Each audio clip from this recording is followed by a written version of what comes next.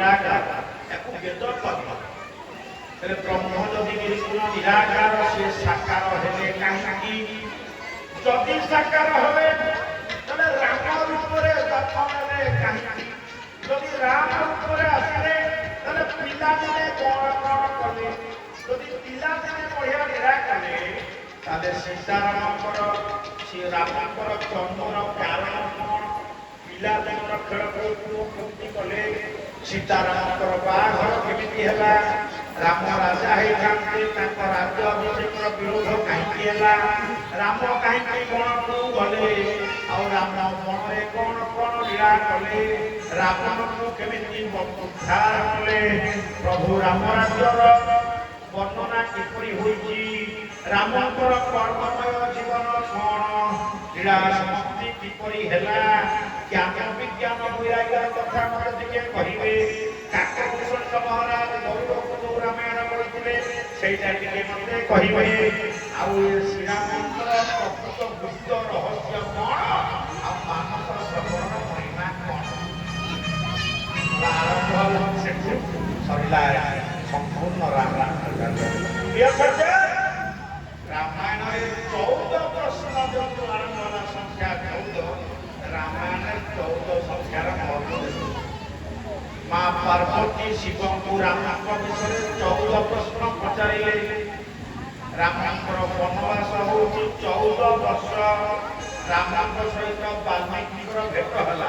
राम पचारे वाल्मीकि महाराज रही कौटी वाल्मीकि 14टा जगह बाकी ने रावणर आयुष 14 वर्ष बाकी थिला भगवान राम 14 वर्ष वनवास कले राम 27 वर्ष राम को हेला बेले दशरथ राजा राम को राजा करबा घोषणा कले वशिष्ठ कहले काली हे परिबे नाही राम को 41 वर्ष नहले राम राजा हे परिबे नाही रामाय 27 रु 14 41 डिफरेंस हला 14 वर्ष राम 14 वर्ष पर 41 वर्ष राजा के 14 अंगद जतबे रावणपुर रे पहुंची निजर तर्क कले हे रावण ये संसार में 14 प्रकार मनुष्य बंची थाउ थाउ न उतार सके समान 14 आउ 14 कोन पिंड ब्रह्मांड एक मत जानन्ति सुज्ञानी पंडित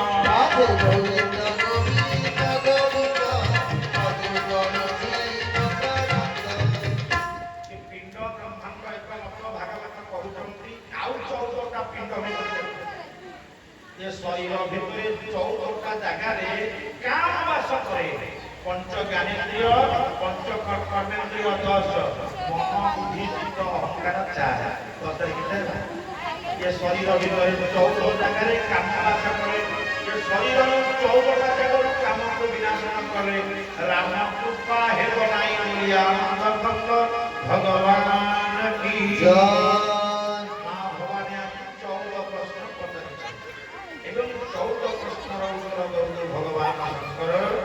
सुनो भगवान निर्गुण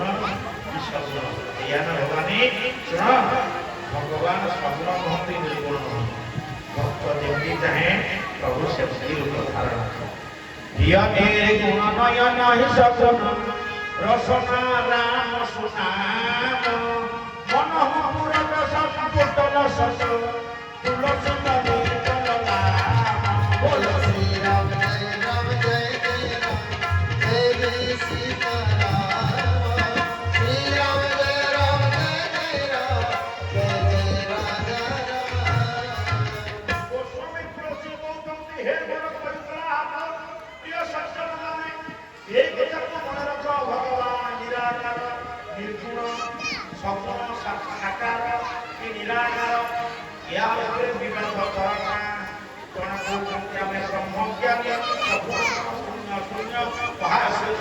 अरे भाई पुण्य हो तो बढ़िया तुम जी आम से मात्र पुण्य गोस्वामी कहले ये पुण्य ब्रह्म वाला ये मूर्ति पूजा वाला लाभ कौन अच्छी ସେ ବଢିଆ ଯୁକ୍ତି କଲେ କହିଲେ ଶରୀର ହଉଛି ଗୋଟିଏ ଘର ସାଧୁ ସନ୍ଥ ଜ୍ଞାନୀ ହୁଏ ପଣ୍ଡିତ ମାନେ ଶୂନ୍ୟ ବ୍ରହ୍ମକୁ ଧ୍ୟାନ କରନ୍ତି ଏ ଶରୀର ଘର ଭିତରେ ଧ୍ୟାନର ଜାଗା ହଉଛି ହୃଦୟ ଏ ହୃଦୟ ଗୋଟିଏ ବକରା ହୃଦୟ ବକରା ଭିତରେ ଆଜି ନିରାକାର ବ୍ରହ୍ମ ଅଛନ୍ତି ଆଉ ଗୋଟିଏ ବକରା ହଉଛି ଆଖି ବକରା ଆଖିରେ ରୂପକୁ ଦେଖାଯାଏ ତେଣୁ ଏ ଶରୀର ରୂପକ ଘରକୁ ଦିଟା ଅତିଥି ଆସେ ଆଖିରେ ରହିଲେ ଆଖି ଘରେ ରହିଲେ ସାକାର ସ୍ୱପ୍ନ ମାନେ ରୂପ ନେଇକି ପ୍ରଭୁ ଆଖିରେ ରହିଲେ ଅରୂପ ନିରଞ୍ଜନ ନିରାକାର ସେ ହୃଦୟ ଭିତରେ ରହିଲେ ଦି ଜଣଙ୍କ ଆମେ ଗୋସ୍ୱାମୀକି ପଚରାଗଲା ତୁମେ ହୃଦୟରେ ରଖିଲ ନିର୍ଗୁଣ ବ୍ରହ୍ମକୁ ହଁ ନା ଆଖିରେ ରଖିଲ ସ୍ୱପ୍ନ ବ୍ରହ୍ମକୁ ନା ହଁ ପ୍ରକୃତ ରହସ୍ୟ କଣ ତୁମର କିଏ ଫାଇନାଲ ହୃଦୟ ଗଲା ଆଖି ଗଲା କହିଲା ମୋର ଆଉ ଗୋଟେ ବଖରା ଅଛି ନା ଆଉ ଗୋଟେ ବଖରା କଣ ନା ଜୀବ ହଉଛି ଗୋଟେ ବଖରା ସେ ଜୀବ ବଖରା ଭିତରେ ମୁଁ ଆଉ ଗୋଟେ ଠାକୁର ରଖିଛି ମୁଁ ନାଁ ଧରି ଡାକିବି ଯଦି ଡାକିବି ଯଦି ସେ ସ୍ୱପ୍ନ ହେଇଥିଲେ ପଦାକୁ ଆସିବେ ନିର୍ଗୁଣ ହେଇଥିଲେ ପଦାକୁ ଆସିବେ ମୋ ଡାକଟା ଡାକିଲା ଭଳିଆ ହେଲେ ହବ ମନ୍ତୁଷା ବିବାଦ ଥିଲେ ନାମ ନିରାକାର ବ୍ରହ୍ମ ସାକାର ହେଇଯିବେ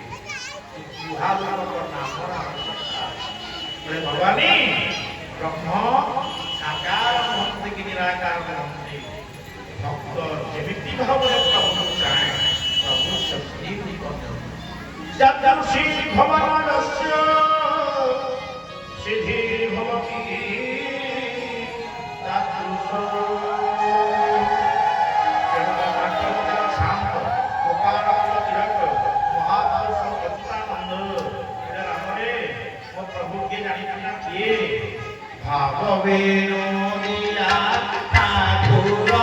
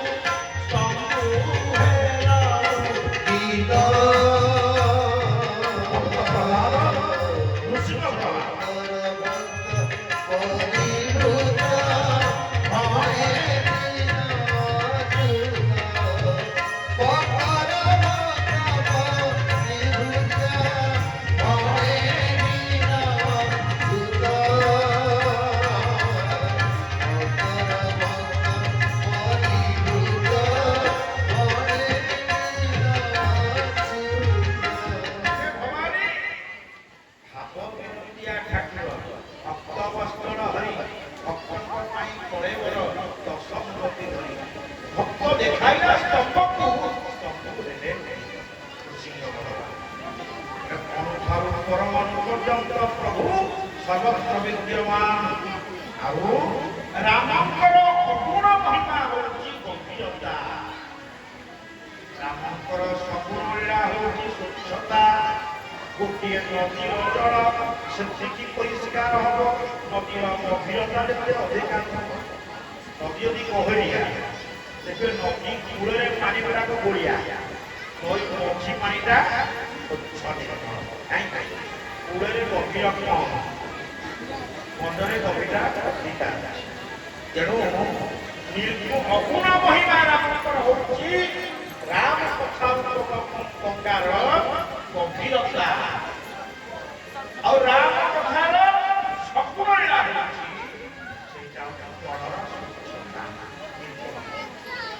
तेणु रघुपति महिमा अगुण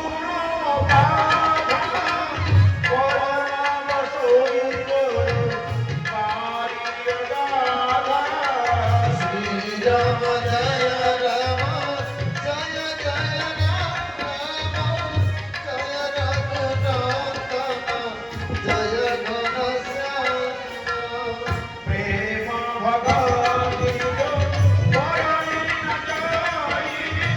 তোরি